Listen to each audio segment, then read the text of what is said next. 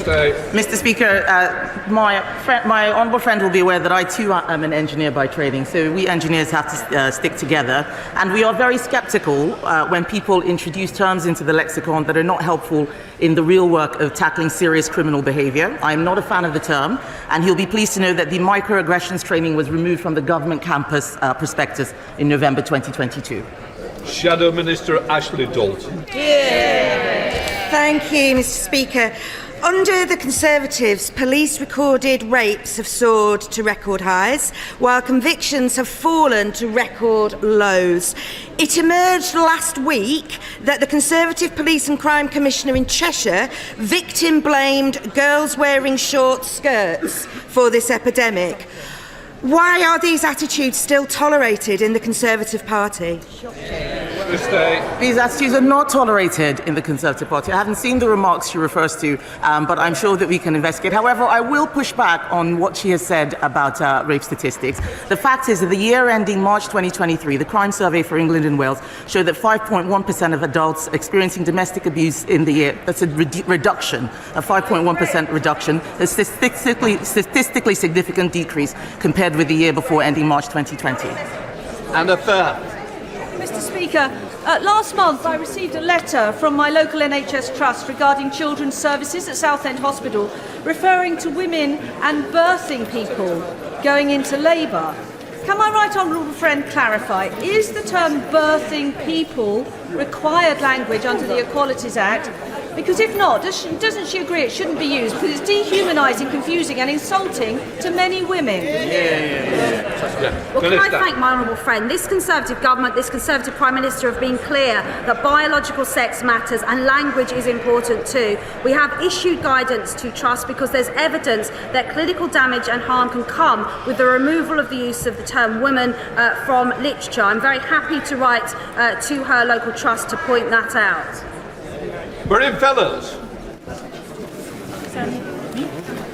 Thank you, Mr. Speaker. Scott noted that potential changes to the work capability assessment may force disabled people into ill-suited employment, and they're worried that these will end up with huge numbers of people being forced to do exactly that.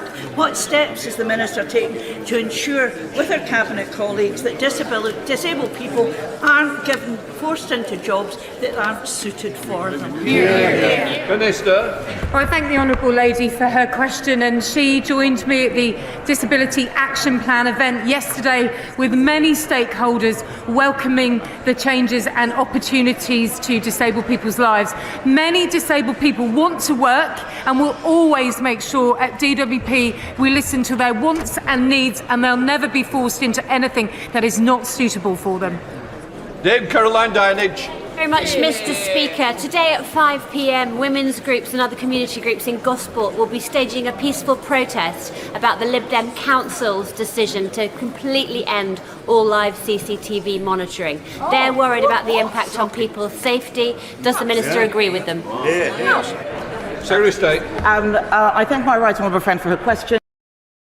It is important that people understand that CCTV and street lighting are absolutely important in helping women feel safe on the streets. I fully understand the campaign, and I'm glad that she is supporting them. We are doing everything we can in government to reduce violence against women and girls. Mohammed Yazid. Mr. Speaker, will the UK government redouble its efforts to ensure the humanitarian needs of women and girls in Gaza are being addressed in line with the UK's commitments under the International Women's and Girls Strategy, the Women, Peace and Security National Action Plan, and the International Development White Paper? I thank the honourable gentleman for his question. I am working very closely with FCDO on this issue. We are very concerned about the events that are taking place in both Israel and Gaza. We want to see the violence end, and he will know all the work that we have been doing around preventing sexual violence in conflicts, for example. We will continue to do everything we can in order to minimise any impact on women and girls. David Evans. Mr. Speaker, will my right honourable friend tell me what steps she's taking with Cabinet colleagues to help increase the number of female-led businesses? Secretary of State. I thank my honourable friend for that question. Female-led businesses often have particular challenges. In the Department for Business and Trade, we work with the British Business Bank in order to ensure that they continue to have access to finance. We have the Investing in Women's Code. We have a task force for women-led entrepreneurs, and we hope all of these actions together will help improve lives for women in business. Captain Smith. Thank you, Mr. Speaker. Will the Minister make a statement about the Patient Safety Commissioner's report out today addressing redress for victims of sodium valproate and mesh?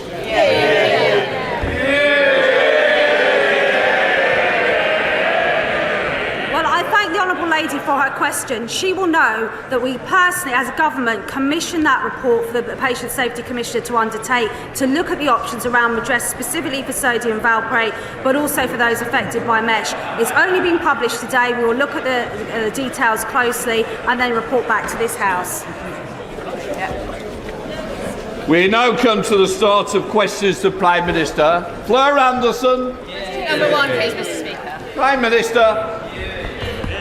Mr. Speaker, I know the thoughts of the House and the country are with the King and his family.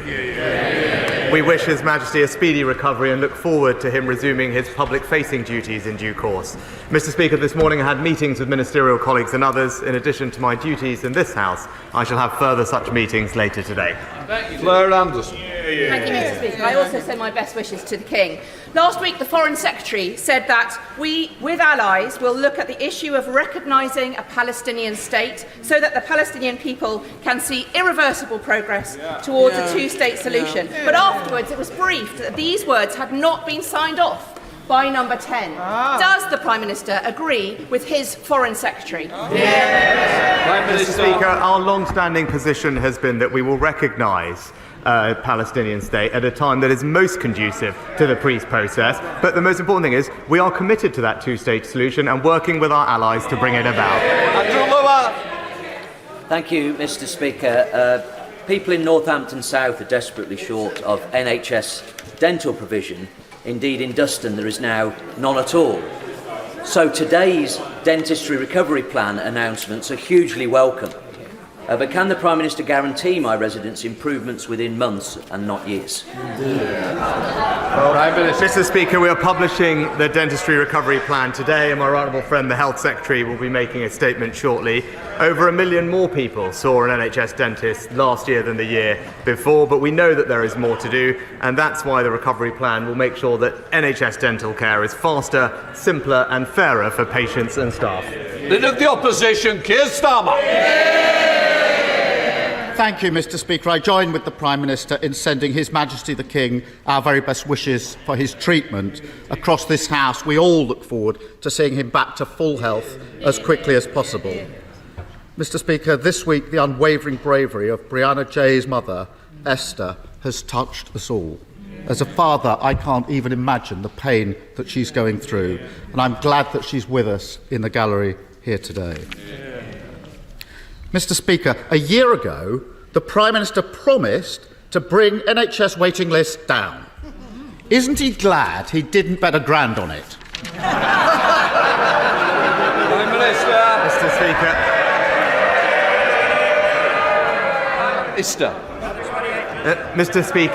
Mr. Speaker, at least I stand by my commitments.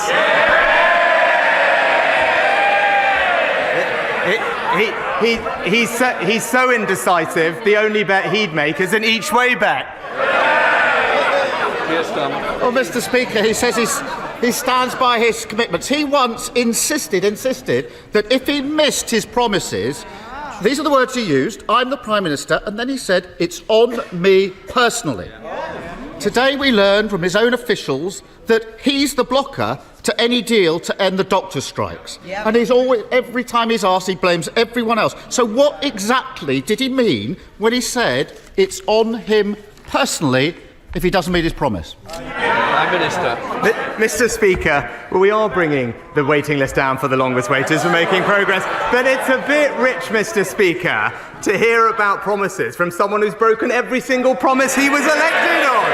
I mean, I think I counted almost 30 in the last year. Pensions, planning, peerages, public sector pay, tuition fees, childcare, second referendums, defining a woman. Although in fairness, that was only 99% of a U-turn. The list goes on, but the theme is the same, Mr. Speaker. It's empty words, broken promises, and absolutely no plan. Keir Starmer.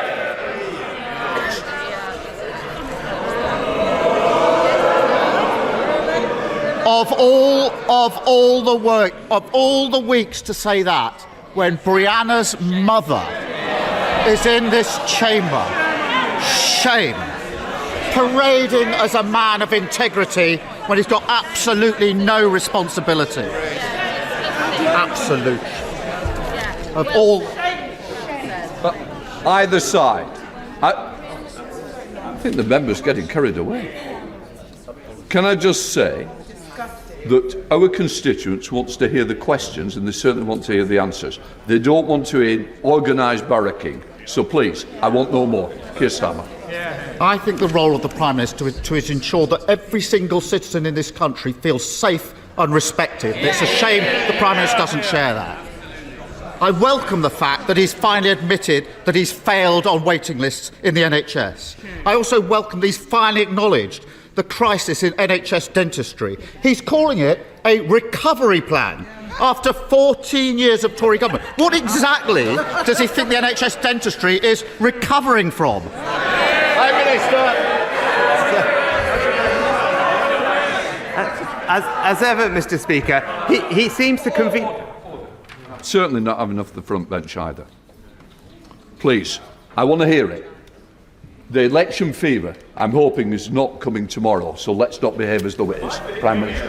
Well, Mr. Speaker, as ever, he conveniently forgets the impact of a pandemic on NHS dentistry, and it was specifically because of the close proximity nature of dental provision that it was unable to operate as normal throughout the pandemic. That was the recommendation of the medical and clinical experts, Mr. Speaker, which is why inevitably there is a backlog in dental care and the impact that has. But that's why, as my honourable friend, the Health Secretary, will outline later today for the House, we're putting more funding in to provide more NHS provision across the country, on top of plans that will see the number of dental training places increased by 40%, Mr. Speaker. But I would actually just point out, our plans mean that there will be 2.5 million more NHS appointments, which is in fact 3 times more than the Labour Party are proposing.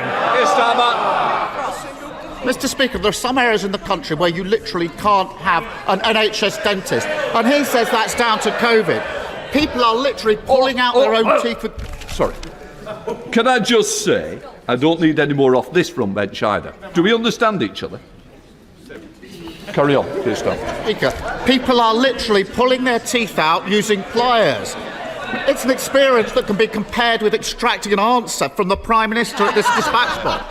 The truth is, after 14 years of neglect, this recovery plan is just a desperate attempt to try to recover back to square one. If he wanted to move forward, he should follow Labour, scrap the non-dom tax status, use the money to fund 2 million more hospital appointments every year. But, Mr. Speaker, the Prime Minister is oddly reluctant to follow us on this. What exactly is so special about this tax avoidance scheme that the Prime Minister prioritises it above the NHS? Well, Mr. Speaker, let's look at that record. We've, in the NHS, record funding, record doctors and nurses, record number of appointments, higher cancer survival rates. But what's happening under Labour's watch in Wales, Mr. Speaker? Let's have a look. A fifth of people in Wales are currently on a waiting list. Waits of 18 months or more are 10 times higher than that in England, and people are waiting twice as long for an operation. Their failure has sent the Welsh NHS back to square one, and we'll never let them do that here. Keir Starmer. Mr. Speaker, when he admitted that he'd failed on waiting lists, I actually thought that we might be entering a new era of integrity, professionalism and accountability. Remember that one?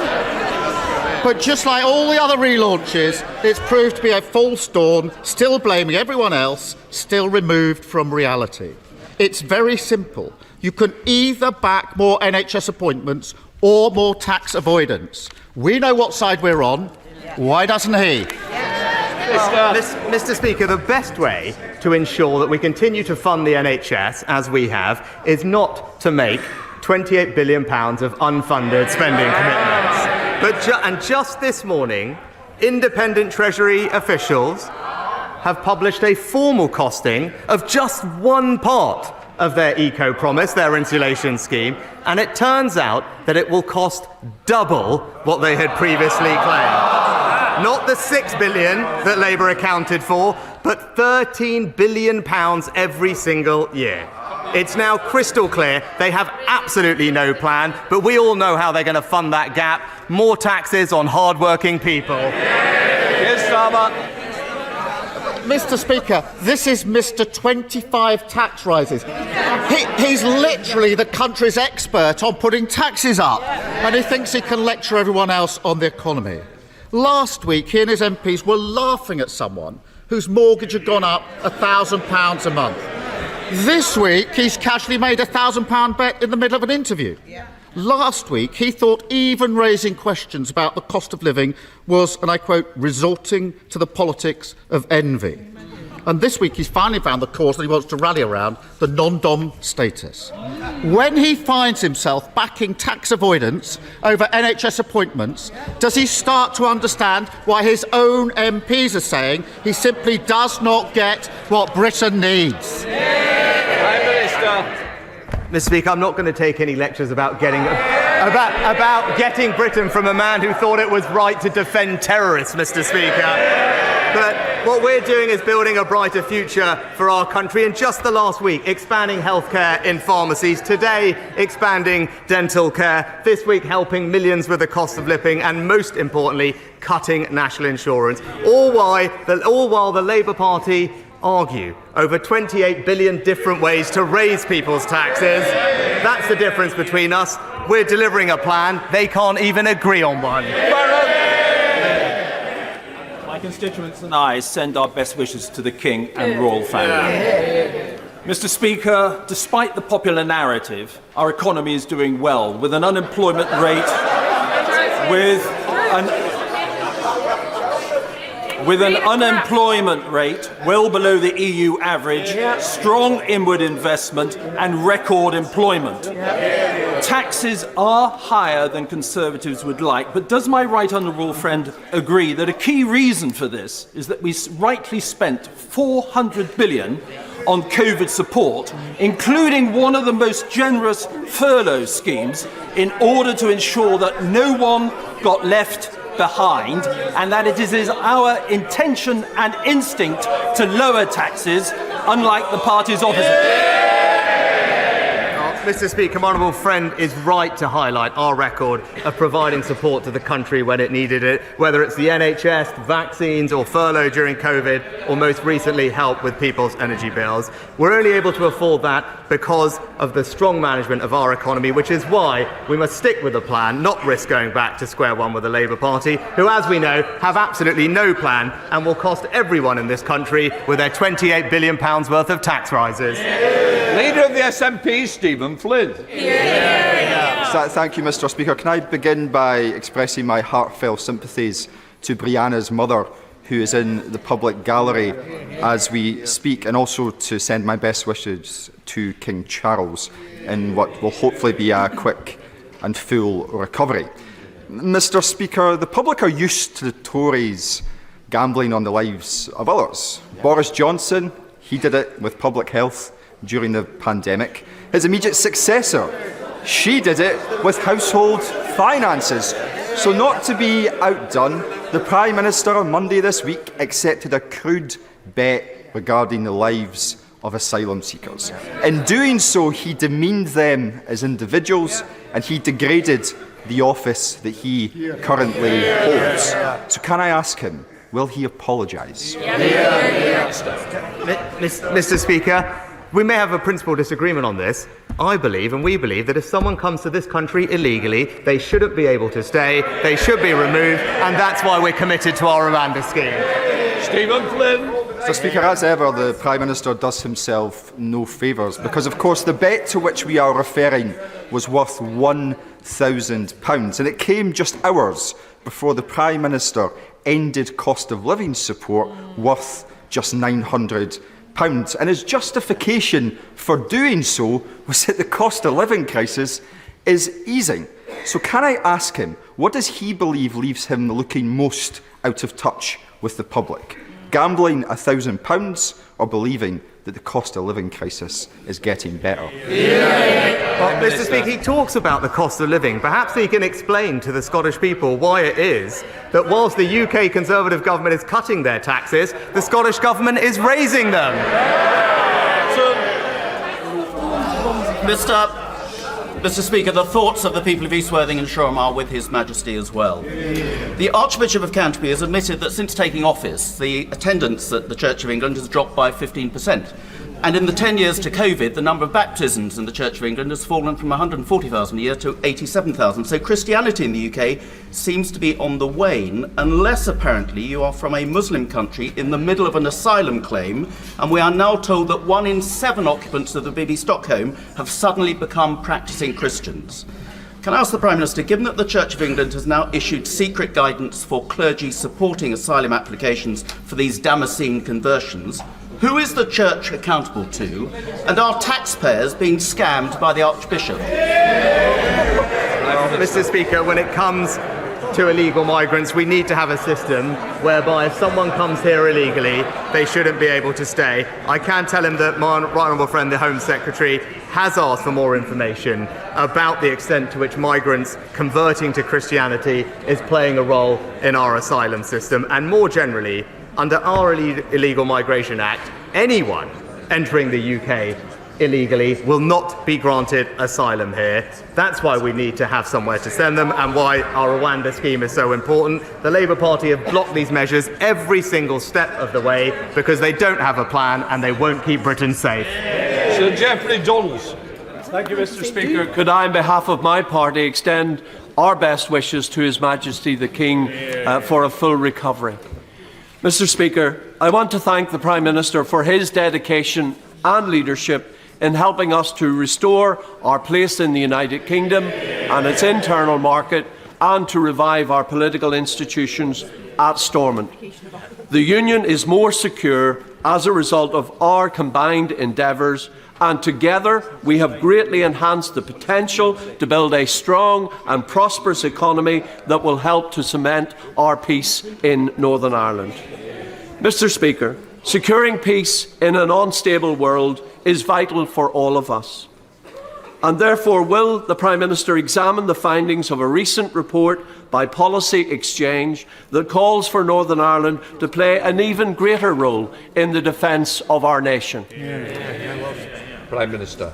Can I start by thanking and paying tribute to my honourable friend for his own leadership over the past few months. He and I agree that the Union is stronger for the return of devolution and the work that we've done. I'd be delighted to examine the findings of the report, and I've seen with my own visits the vital role that Northern Ireland is playing through the location of firms like Tallers and Harland and Wolff. But as he will know, I'm delighted in last week's command paper we specifically committed to examining how we can further bolster Northern Ireland's share of the UK defence sector, because it's another essential pillar of our precious economic union.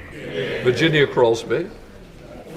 Mr. Speaker, does the Prime Minister know where the best site for large-scale new nuclear in the UK is?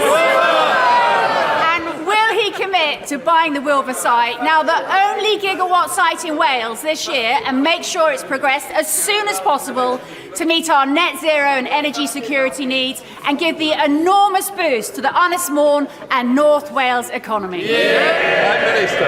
As ever, my honourable friend is a fantastic champion for Wilfer and the nuclear industry. I can confirm to her that Wilfer is a candidate for the new nuclear site and one of a number of potential sites that could host civil nuclear projects. No decisions have been taken at present, but Great British Nuclear is working with the government to support access, and we're also developing a new national policy statement providing the planning framework for new nuclear power, and would very much welcome her and other contributions to that consultation. Stuart Malcolm MacDonald.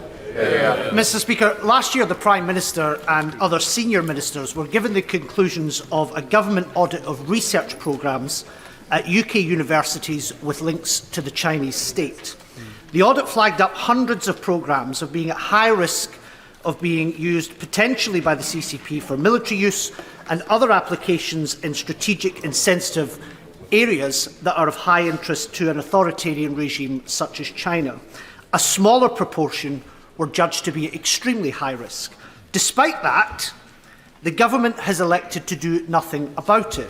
So will the Prime Minister confirm his personal knowledge of that report and explain to the House why no action is to be taken? These programmes have to be continued unimpeded. Mr. Speaker, we will continue to take a robust and proactive approach towards our relationship with China, rooted in the UK's national interest and values. And in fact, our National Security Act, which we passed last year, brings together vital new measures to protect our national security, and that includes creating a foreign influence registration scheme through the Act, which has been created to tackle specifically covert influence in the UK, and will continue to take all possible powers to keep the country safe. Two remarkably talented and enthusiastic individuals from Kettering, Becky Horrell and Lindsay Atkins, have put together a really ambitious £2 million bid to repurpose the redundant Gala Bingo Hall site in Kettering High Street into a community arts, music, business and family hub, which would be simply transformative for Kettering Town Centre. Would my right honourable friend, the Prime Minister, please be kind enough to facilitate a meeting for us with the relevant culture and levelling up ministers so we can explore how a combined community ownership fund and cultural development fund bid might get us across the line? Prime Minister. Well, can I thank my honourable friend for highlighting this exciting initiative and also commend Becky and Lindsay for their campaigning. He'll know that our £150 million community ownership fund is there specifically to help safeguard small but much loved local assets, and indeed our cultural development fund, like the one he mentions, is there to support further cultural projects as well. I will ensure that he gets a meeting with the relevant minister to discuss these plans further and wish him and his constituents all the best with this redevelopment project. Janet Davey. Thank you, Mr. Speaker. Data revealed by the Centre for Cities showed that after 14 years of Tory rule, towns and cities in every corner of our country have been levelled down, left behind and left out of pocket. On average, people are over £10,000 a year worse off because his party has failed on growth. When will the Prime Minister take responsibility for breaking Britain? Prime Minister. Mr. Speaker, in fact, what we're seeing is record investment in our towns across the UK, many of which were neglected by the Labour Party for decades, Mr. Speaker. But if we really care about levelling up, what we need to do is avoid saddling hard-working Britons with higher taxes, which is exactly what Labour's £28 billion green spending spree would do. Speaker, for 27 years, constituents across the Vale of Glamorgan and across the whole of Wales sadly have to wait longer to see a doctor, longer for an ambulance, longer at A&E and longer for an operation than patients in England. There are 24,785 patients in Wales waiting longer than 2 years for an operation. That number in England is 227. Does my right honourable friend agree that Aneurin Bevan will be turning in his grave on the fact that you can't trust Labour with the NHS? Well, Mr. Speaker, my right honourable friend is absolutely right.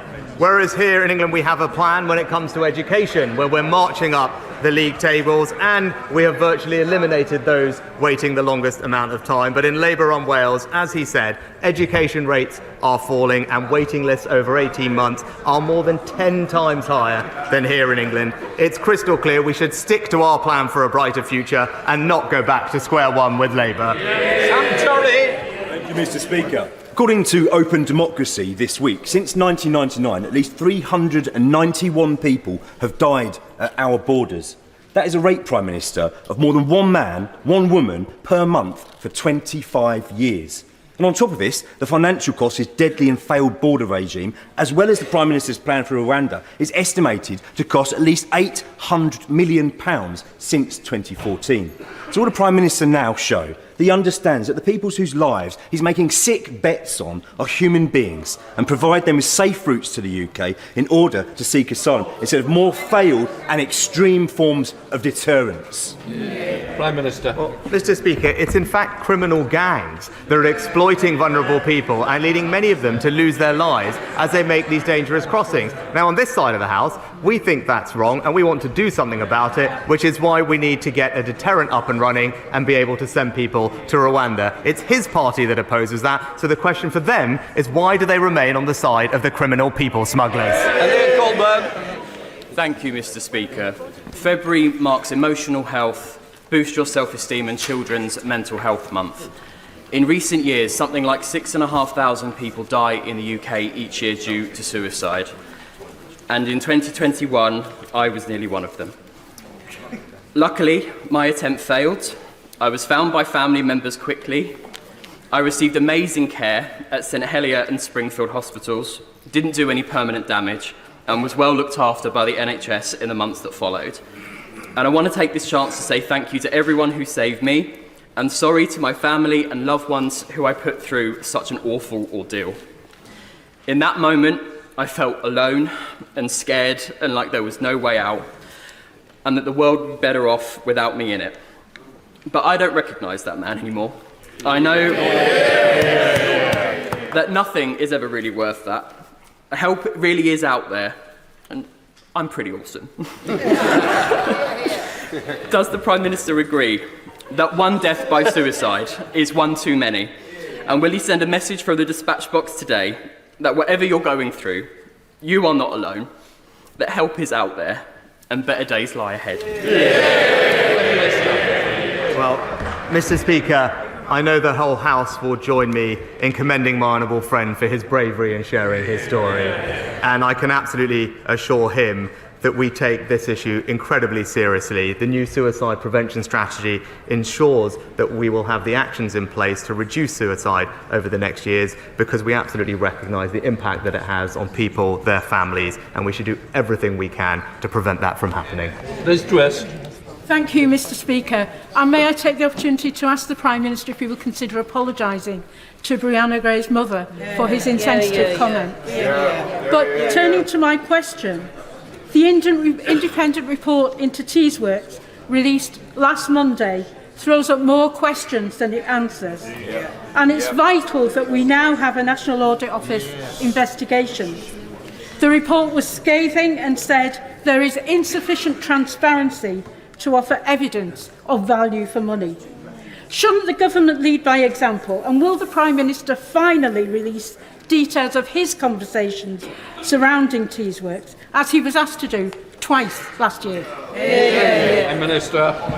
Mr. Speaker, I think the Honourable Lady was talking about the report in Teesworks, as far as I can see, and what that report noted was that the pace and scope of the regeneration had a wide-reaching positive impact on the local economy, and of course it was an independent external report. It makes it clear that there's no evidence of corruption or illegality, and the government will of course respond to the recommendations in the report as soon as possible. Alicia Cairns. Speaker, can I give my heartfelt thanks to the Prime Minister for his support for our Melton, Harborough and Stamford villages following the recent devastating flooding. But tens of homes, farms and businesses in Rutland were also devastated, but our county is in effect excluded from ever receiving support in the future due to the arbitrary flaw that is currently put in place. Flood support should be based on the most affected or a percentage of population, but Rutland has to have 1,000th more flooding than next door Lincolnshire for us ever access support. So will my right honourable friend please give a meeting to me and the member for Swindon South to discuss this important issue?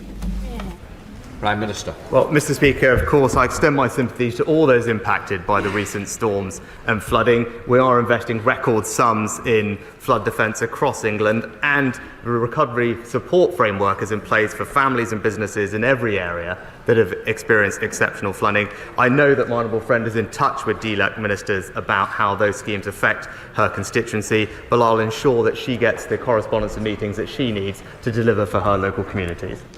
Daisy Cooper. Thank you, Mr. Speaker.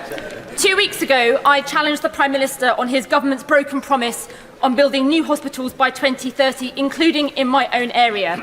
But now it seems that the government are downgrading existing hospitals too. Children and parents in Eastbourne will be forced to travel for miles if the proposed downgrade of the hospital's paediatric services goes ahead. Campaigners have asked the government to call in this disastrous plan. Will the Prime Minister agree? Prime Minister. Mr. Speaker, actually, we're investing record sums in improving hospital infrastructure across the country. In Eastbourne, in particular, spades are already in the ground to deliver an elective surgical hub, Mr. Speaker. And I know that there is local Liberal Democrat scaremongering about the future of services. But the local Conservative MP is doing a fantastic job engaging with her community and working with local health officials. Jenstings. Thank you, Mr. Speaker. Yesterday it was my huge pleasure to host the Aerospace, Defence and Security Industry Apprenticeships event in Parliament, welcoming 2 apprentices from Collins Aerospace in Wolverhampton.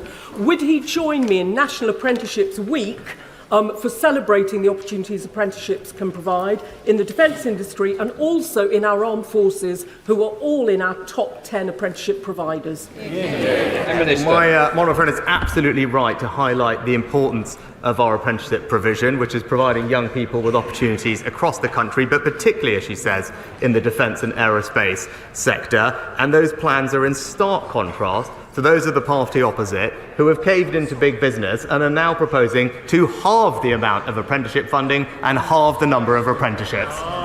Kenny McCaskill. If Grangemouth refinery closes, Scotland will be the only major oil-producing nation without a refinery capacity. At a time of energy insecurity, is it not economic madness to allow a profitable plant to close? And is it not environmental madness to transship oil for refining and distribution across the growingly dangerous high seas? Given the billions that he has received from North Sea oil and the billions that he will continue to receive from North Sea oil, will he ensure that Scotland retains a refinery capacity for Scotland's oil? Prime Minister. Well, Mr. Speaker, the future of Grangemouth refinery is obviously a commercial decision for their owners, but I'm told that the site will remain operating as a refinery until at least May of 2025. And in the meantime, the UK and Scottish governments are working together to seek assurances from Grangemouth about how they are supporting employees. But we remain confident in our fuel supply. And in terms of energy security, which you mentioned, that's why this government is unambiguously backing the North Sea oil and gas sector, because that's how you support energy security in this country, attract investment and create jobs, particularly in Scotland. Dame Caroline Dell. Thank you, Mr. Speaker. I was very proud that it was a Conservative government that appointed the Patient Safety Commissioner, and proud that we commissioned the Hughes report into medical devices and medicines, which was published this morning. Will my right honourable friend also make me proud that we can address the points she has raised and bring forward a redress scheme in a timely manner? Prime Minister. I'm grateful to the Patient Safety Commissioner and her team for their work on this important issue, one which I know my honourable friend has spoken about in the past. Of course, our sympathies, first and foremost, remain with those affected by sodium valproate.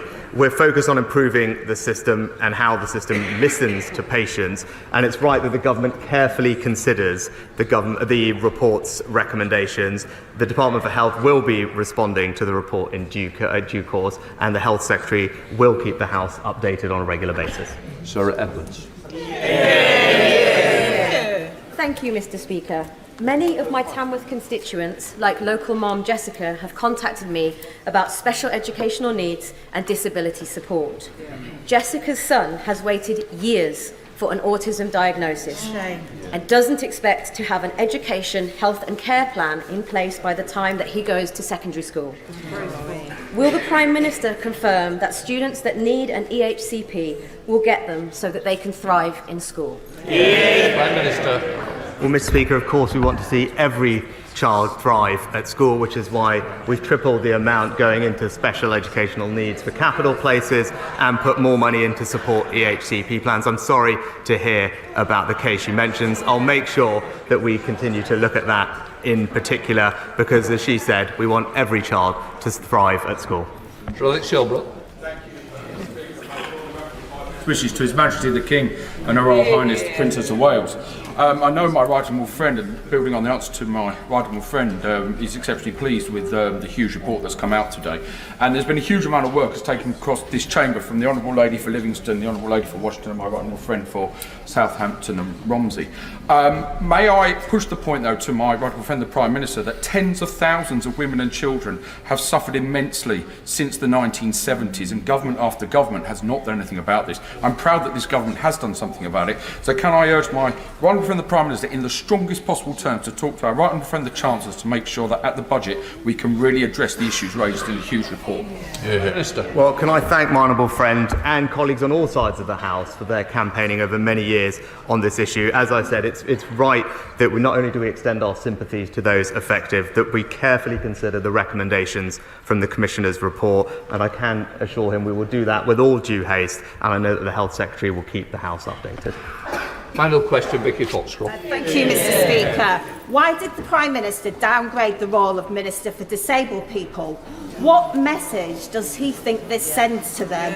And will he commit to reconsider this move and ensure the role is a Minister of State? And if not, will he agree to meet with me and disabled people's organisations and explain his reasoning? Prime Minister. Mr. Speaker, actually, the Minister for Disabled People is going to do a fantastic job, because she passionately cares about this issue, and this government has a record to be proud of, whether it's supporting many more of those with disabilities into work, ensuring they can live independently, or making sure that children with complex disabilities have access to more changing places across the country, because those, Mr. Speaker, are the values of this Conservative government. And Mr. Speaker, I could just say also to Brianna Gray's mum, who is here, as I've said earlier this week, what happened was an unspeakable and shocking tragedy, Mr. Speaker. And as I said earlier this week, in the face of that, for her mother to demonstrate the compassion and empathy that she did last weekend, I thought demonstrated the very best of humanity in the face of seeing the very worst of humanity, and she deserves all our admiration and praise for that. That completes Prime Minister's questions.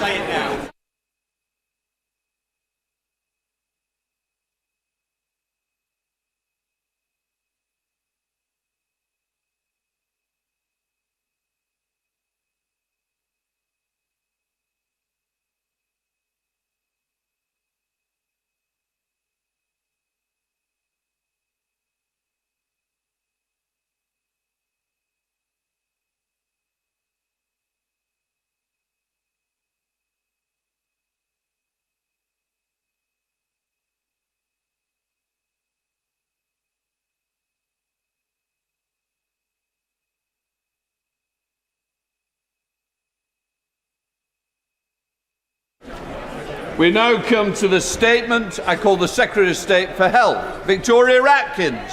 Thank you, Mr. Speaker. And with your permission, I would like to make a statement on our plan to recover and reform NHS dentistry. But first, on behalf of the entire House and my department, I would like to send our very best wishes to His Majesty the King. His decision to share his diagnosis will be welcomed by anyone whose life has been touched by cancer. And I know that we're all very much looking forward to seeing him make a speedy recovery and resume his public duties. Turning now to dentistry. Thanks to a once-in-a-generation pandemic between 2020 and 2022, 7 million patients across England did not come forward for appointments with NHS dentists. Since then, we have taken decisive action to recover services. We've made reforms to the dental contract so that practices are paid more fairly for caring for NHS patients with more complex needs. And we've made sure that dentists update the NHS website regularly so the public know that they're taking on new patients. This has delivered results. Over 1 million more people saw an NHS dentist last year than the year before. But we know that too many, particularly those living in rural or coastal communities, are still struggling to find appointments. This recovery plan will put this right by making NHS dental care faster, simpler and fairer for patients and staff. It is built on 3 key pillars, and I'll address each one in turn. First of all, we will help anyone who needs to see an NHS dentist to do so, wherever they live and whatever their background. To do this, we must incentivise dentists across the country to care for more NHS patients. And that is why I'm delighted to tell the House that for the coming year, we are offering dentists 2 new payments on top of their usual payments for care. That will be £15 for every checkup they perform on NHS patients who haven't been seen over the past 2 years, and £50 for every new NHS patient they treat who hasn't been seen over the same period. Because we know that patients who don't have a relationship with a dentist find it harder to get care. This is not a long-term ambition. Our new patient premium will be available from next month. Mr. Speaker, we're also increasing the minimum payment that dentists receive for delivering NHS treatments. This will support practices with the lowest unit of dental activity, or UDA, rates to provide more NHS care. But we know that in many of our rural, remote and isolated communities, dentists themselves are in short supply. And that is why, starting this year, up to 240 dentists will receive Golden Hello payments worth up to £20,000 when they commit themselves to working in one of these areas for at least 3 years. These dentists will give patients the care they need faster, it will make dental provision fairer, and it will tackle health inequalities. And Mr. Speaker, we're also delivering dentistry to our most remote regions without delay. This year, we will deploy dental vans to more isolated rural and coastal areas. Staffed by NHS dentists, they will offer checkups and simple treatments like fillings. This model has been a tried and tested success across many regions. For example, last year in Cornwall, a mobile van visited 5 harbours and treated more than 100 fishermen and their families. We will be rolling out up to 15 vans across Devon, Gloucestershire, Somerset, Norfolk, Suffolk, Lincolnshire, Cambridgeshire, Dorset, Cornwall, North Yorkshire and Northamptonshire. This move has been welcomed by Healthwatch, the Nuffield Trust and the College of General Dentistry. And we will let patients know when vans will be in their area so they can get the care they need faster. Mr. Speaker, these reforms will empower NHS dentists to treat more than 1 million people and deliver 2.5 million more appointments. Just as the CEO of National Voices, a group of major health and care charities, has said, this extra money should help thousands of people who have been unable to see a dentist in the last 2 years to get the care they need. And these reforms are just the beginning. This recovery plan will also drive forward reforms to make NHS dentistry sustainable for our children and our grandchildren. Which brings me to the second pillar, growing and upskilling our workforce for the long term. Our long-term workforce plan, the first in NHS history, gives us strong foundations on which to build. By 2031, training places for dentists will increase by 40%, 40%. And places for dental hygienists and therapists who can perform simple tasks such as fillings will also rise by 40%. More dentists and more dental therapists will mean more care for NHS patients. And I'm delighted to tell the House today that we are going further in 3 key ways. First of all, we will consult on a tie-in to NHS work for dentistry graduates, because right now, too many are choosing to deliver private work over valuable NHS care. More than 35,000 dentists in England are registered with the General Dental Council, but last year almost a third worked exclusively in the private sector. Training these dentists is a significant investment for taxpayers, and they rightly expect it to result in the strongest possible NHS care. That's why this spring we will launch a consultation on a tie-in for graduate dentists and how this could deliver more NHS care and better value for taxpayers. Secondly, we will take full advantage of our dental professional skills. Today, even though they have the right training, without written direction from a dentist, dental therapists cannot do things such as administer antibiotics. This year, we will change this, making life simpler for dentists and making care faster for patients. As the President of the College of General Dentistry has said, the use of the full range of skills of all team members will enable the delivery of more care and make NHS dentistry more attractive to dental professionals. Thirdly, we will recruit more international dentists to the NHS. We have a plan to do this by working with the General Dental Council to get more international dentists taking exams, to get them onto the register sooner, and to explore the creation of a new provisional registration status, so that under the supervision of a dentist who's already on the register, highly skilled international dentists can start treating patients sooner, rather than working as hygienists while they're waiting to join the register. And turning now to our plan's third pillar, which is prioritising prevention and giving children a healthy smile for life. This begins by supporting parents to give their children the best possible start.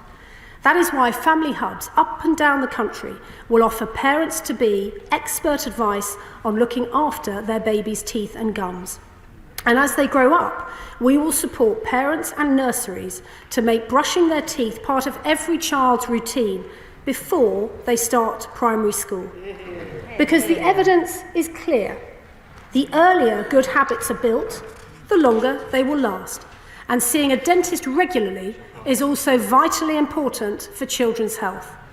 Since the pandemic, too many have been unable to do this. And this is why this year we are taking care directly to children. We will deploy mobile dental teams to schools in areas with a shortage of NHS dentists. They will apply preventative fluoride varnish to more than 165,000 reception-age children's teeth, strengthening them early and preventing decay. And Mr. Speaker, our Smile for Life programme has already been endorsed by the College of General Dentistry. Mr. Speaker, 6 million people in England already benefit from water fluoridation. And to go further to protect children's teeth, we will consult on strengthening more of our country's water with fluoride. Again, the evidence is clear. In some of the most deprived parts of England, enhancing fluoride levels could reduce the number of teeth extracted because of decay by up to 56%. That is why, through the Health and Care Act, we've made it simpler to add fluoride to more of our water supply. And as a first step this year, we will launch a consultation to expand water fluoridation across the North East. An expansion that would give 1.6 million more people access to water that strengthens their teeth, preventing tooth decay and tackling inequality. Mr. Speaker, this is our government's plan to recover and reform dental care. Dental training places up 40%. 2.5 million more appointments, dental vans treating more patients, more dentists in remote areas, more dentists taking on NHS patients, better support for families and better care for children, patient access up, inequity coming down, making life simpler and treatment faster and fairer for patients and staff. Mr. Speaker, we've taken the difficult decisions and we have delivered now a long-term plan to make dental care faster, simpler and fairer for people across the country. We're going to get on with the job and put our plan into action. I commend this statement to the House. Shadow Secretary of State, Wes Streeting. Thank you, Mr. Speaker, and can I wholeheartedly associate myself and my party with the remarks of the Secretary of State and sending our best wishes to His Majesty the King, and having gone through a cancer diagnosis myself, particularly his family, for whom it's often more difficult than the person receiving the diagnosis. And in the generous spirit in which we've begun, can I thank the Health Secretary for accidentally emailing me her entire plan yesterday? It was above and beyond the courtesy we normally expect. And in that spirit, I look forward to receiving her party's election manifesto any day now. Of course, we'll have to write ours first to give them some inspiration. Mr. Speaker, after 14 years of Conservative government, NHS dentistry is in decay. 8 in 10 dentists are not taking on new patients. In the southwest of England, the figure is 99%. 1 in 10 people have been forced to attempt DIY dentistry, Dickensian conditions, because they can't see an NHS dentist and they can't afford to go private. Order. Mr. Beck. No, I'm sorry, but you did a little bit earlier. I don't want any more haggling from you. I want everybody, quite rightly, to listen to the Secretary of State, except the same for the Shadow Secretary of State, West Street. Oh, don't worry, Mr. Speaker, I'll come back to the PPS shortly. Tooth decay is the #1 reason for children aged 6 to 10 being admitted to hospital. And unbelievably, there have been reports of Ukrainian refugees booking dentist appointments back home and returning for treatment because it is easier to fly to a war-torn country than it is to see an NHS dentist in England. Well, Mr. Speaker, at least there's one government policy that's getting flights off the ground, because it's certainly not their Rwanda scheme failure. And Mr. Speaker, let's look at the human consequences of this Conservative tragedy. Labour's candidate in Great Yarmouth, Keir Cousins, told me about Jeanette, a young woman in her 30s who has struggled with gum and mouth problems all her life. She used to be able to get treatment. Now she can't find an NHS dentist in all of Norfolk to take her. She can't afford to go private. It hurts to smile. It hurts to laugh. The pain is so great, Jeanette doesn't go out anymore. And just this week, Jeanette resorted to trying to remove her own tooth. This isn't right for anyone of any age, but Jeanette should be in the prime of her life. So will the Secretary of State apologise to Jeanette and the millions like her for what the Conservatives have done to NHS dentistry? After 14 years of neglect, cuts and incompetence, the government has today announced a policy. More appointments, recruiting dentists to the areas most in need, toothbrushing for children. It sounds awfully familiar, Mr. Speaker. By adopting much of Labour's rescue plan for dentistry, doesn't it just show that the Conservatives are out of ideas of their own and they are looking to Labour to fix the mess they have made? And next time Conservative ministers say Labour doesn't have a plan or Labour's plan isn't credible, don't believe a word of it. And of course, Mr. Speaker, there are some differences between our two parties' approaches. Labour is pledging an extra 700,000 extra urgent and emergency appointments, additional to the appointments announced today. Can the Health Secretary confirm that the government's plan doesn't provide any additional emergency support? Labour proposed supervised toothbrushing for early years. Conservative MPs accused it of being nanny state. Does the Health Secretary stand by that label, or does she now support children under 5 being supported to brush their teeth? And Mr. Speaker, the key difference is this. We recognised our plan was a rescue plan and that to put NHS dentistry back on its feet, immediate reform of the dental contract is needed. Without this is a plan that is doomed to fail. And don't just take my word for it. The British Dental Association have said this plan won't stop the exodus of dentists from the NHS, it won't provide a dentist for every patient who needs one, and it won't put an end to this crisis. And coming to the miserable script of the PPS and the whips that's spreading it round the table, if it is really the case that Labour's contract is to blame, then why haven't they reformed it for 14 years and why aren't they reforming it now? Because, Mr. Speaker, in 2010 the Conservatives promised in its election manifesto to reform the dental contract. They're not just bringing back Lord Cameron, they're bringing back his broken promises. And, Mr. Speaker, people have been desperately trying to get dental care for years and there was nothing from the Conservative Party. But now we're in an election year, they're trying to kick the can down the road, scramble for a plan. They only discover their heart when they fear in their heart for their own political futures. And the consequences have been seen around the block in Bristol. Finally, Mr. Speaker, the Secretary of State is promising reform after 2025, after the next general election. Who is she trying to kid? After 2025, the Conservatives will be gone. And if they're not, NHS dentistry will be. How many more chances do they expect? How many more broken promises? 2010, 2015, 2017, 2019. Mr. Speaker, their time is up, and it's time for Labour to deliver the change this country needs. Well, Mr. Speaker, I tried to help him by giving him advance copy of